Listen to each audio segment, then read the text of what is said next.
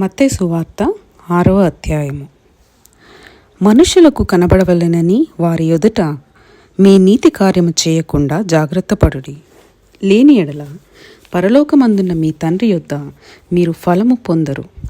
కావున నీవు ధర్మము చేయునప్పుడు మనుష్యుల వలన ఘనత నొందవలెనని వేషధారులు సమాజ మందిరములలోనూ వీధులలోనూ చేయులాగున నీ ముందర బూర ఊదింపవద్దు. వారు తమ ఫలము పొంది ఉన్నారని నిశ్చయముగా మీతో చెప్పుచున్నాను. నీవైతే ధర్మము చేయునప్పుడు నీ ధర్మము రహస్యముగా నుండు నిమిత్తము నీ కుడి చేయి చేయునది నీ ఎడమ చేతికి తెలియక ఉండవలెను. అట్లయితే రహస్యమందు చూచు నీ తండ్రి నీకు ప్రతిఫలమిచ్చును. మరియు మీరు ప్రార్థన చేయునప్పుడు వేషధారుల వలె ఉండవద్దు. మనుషులకు కనబడవలెనని సమాజ మందిరములలోనూ వీధుల మూలలలోనూ నిలిచి ప్రార్థన చేయుట వారికిష్టము. వారు తమ ఫలము పొంది ఉన్నారని నిశ్చయముగా మీతో చెప్పుచున్నాను.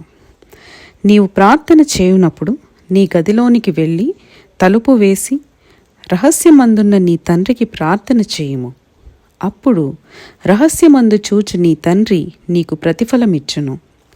మరియు మీరు ప్రార్థన చేయునప్పుడు అన్యజనుల వలె వ్యర్థమైన మాటలు వచింపవద్దు. విస్తరించి మాటలాడుట వలన తమ మనవి వినపడునని వారు తలంచుచున్నారు. మీరు వారి వలె ఉండకుడి. మీరు మీ తండ్రిని అడుగక మునిపే మీకు అక్కరగా నున్నవేవో ఆయనకు తెలియను. కాబట్టి మీరేలాగు ప్రార్థన చేయుడి. పరలోకమందున్న మా తండ్రి, నీ నామము పరిశుద్ధపరచబడునుగాక. నీ రాజ్యము వచ్చుగాక. నీ చిత్తము పరలోకమందు నెరవేరుచున్నట్లు భూమి అందును నెరవేరునుగాక. మా అనుదిన ఆహారము నేడు మాకు దయచేయము. మా రుణస్థులను మేము క్షమించి ఉన్న ప్రకారము మా రుణములు క్షమించుము. మమ్మను శోధనలోకి తేక దుష్టుని నుండి మమ్మను తప్పించుము. మనుష్యుల అపరాధములను మీరు క్షమించిన ఎడల మీ పరలోకపు తండ్రియు మీ అపరాధములను క్షమించును. మీరు మనుషుల అపరాధములను క్షమింపకపోయిన ఎడల మీ తండ్రియు మీ అపరాధములను క్షమింపడు.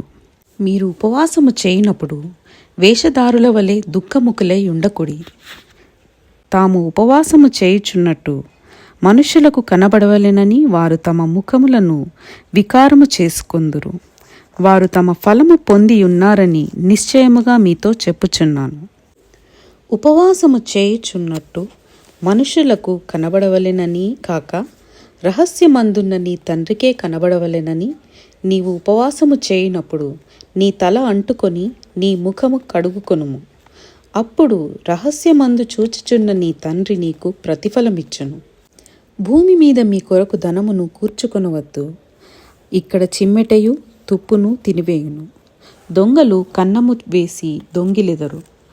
పరలోకమందు మీ కొరకు ధనమును కూర్చుకొనుడి.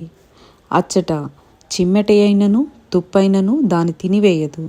దొంగలు కన్నము వేసి దొంగిలరు. నీ ధనమెక్కడ నుండునో అక్కడనే నీ హృదయము ఉండును.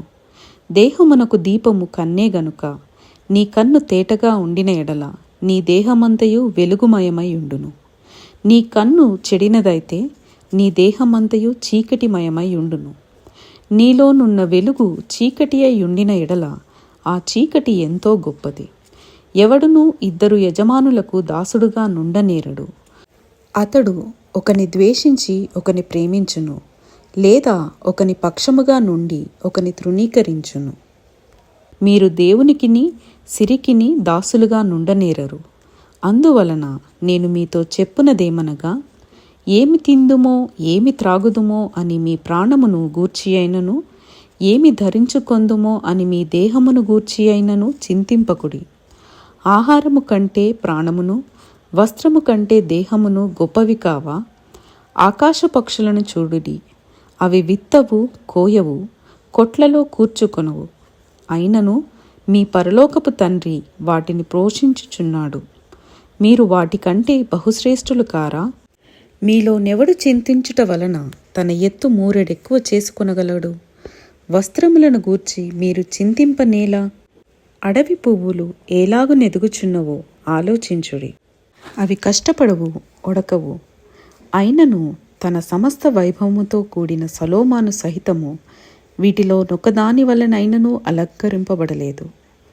నేడుండి రేపు పొయ్యిలో వేయబడు అడవి గడ్డిని దేవుడిలాగు అలంకరించిన ఎడల, అల్ప విశ్వాసులారా, మీకు మరి నిశ్చయముగా వస్త్రములు ధరింపచేయును గదా. కాబట్టి ఏమి తిందుమో, ఏమి త్రాగుదుమో, ఏమి ధరించుకొందుమో అని చింతింపకుడి. అన్యజనులు వీటన్నిటి విషయమై విచారింతురు. ఇవన్నీ మీకు కావలెనని మీ పరలోకపు తండ్రికి తెలియను. కాబట్టి మీరు ఆయన రాజ్యమును నీతిని మొదట వెదుకుడి, అప్పుడు అవన్నీ మీకు అనుగ్రహింపబడును. రేపటిని గూర్చి చింతింపకుడి, రేపటి దినము దాని సంగతులను గూర్చి చింతించును. ఏ నాటి కీడు ఆ నాటికి చాలును. ఇంతటితో 6వ అధ్యాయము ముగింపు.